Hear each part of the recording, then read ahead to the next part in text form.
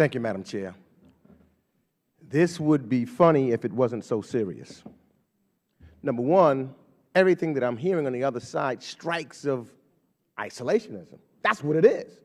You know, you can go and say that it's not, but everything that you're saying that the United States wants to be isolated from everyone else, especially in our hemisphere. You make it sound as though the OAS is some organization that's just flying in the air. The OAS has members. It has a democratic process also. And those members include our allies.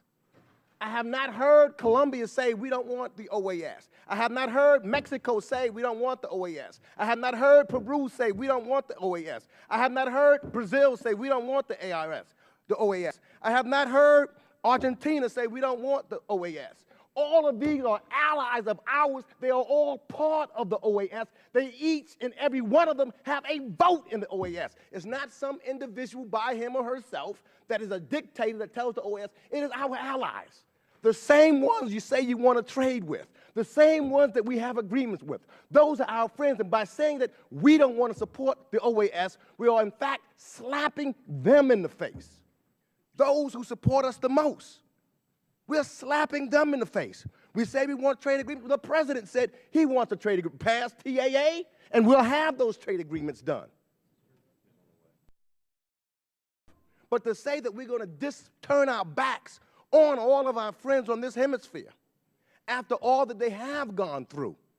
And when you look at, for example, the elections in Haiti, and when you look at how they help with reference to these trade agreements, to formulate some of these trade agreements, to implement some of these trade agreements, these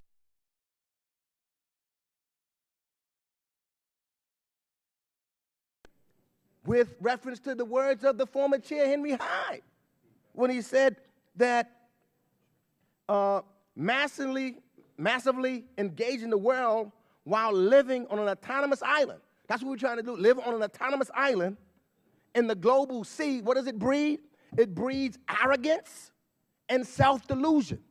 And if we cut off payment, our dues, or paying our dues, or forcing ourselves to go into arrears, what we're doing is we're becoming arrogant and self-delusional, which is not the way that we should be moving in this time when on our own hemisphere, when we're talking about getting past the post-Cold War period and working closer together.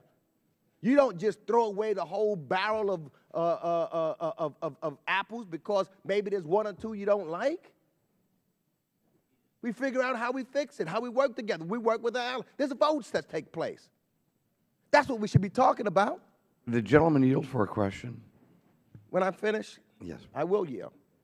What we need to be focused on is how do we continue to work with our allies on this hemisphere.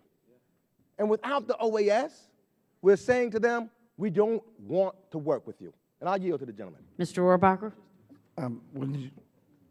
Obviously, there's a difference as to the value of the OAS. Let me just note that bilateral approaches are not isolationist approaches. Multilateral, what we're talking about is a multilateral approach versus a bilateral approach. But if you do support a multilateral approach, which you apparently do, and the OAS is an example of that, perhaps you could give us 3 examples of what the OAS has accomplished in the last 5 years that you would be, I think, would be worthy of this $50 million a year investment. Mr. Meeks. Well, I'll tell you one, the elections in Haiti, first of all. I think that was a good thing. I also believe when you had the craziness in the Honduras, when it was going on back and forth, how that working with those nations and how we were putting that together, that's number 2. Just right quickly off the top of my head. Number 3, when we talked about even when we were working with Peru and the helping with the implementation of that trade agreement, the OAS was part of that also. I further would say that despite what was said earlier, when you talk about the nations coming together, even with regards to Cuba, they didn't say let Cuba in. They said that Cuba had to adhere to the democratic charter. In other words, that puts pressure on Cuba to say that you have to become a democracy. You want to be part of us? Then you have to have a democratic organization. If you don't have a democratic organization, you can't be a part of us at the OAS. So those are 3 quick things that I can tell you right off the top of my head.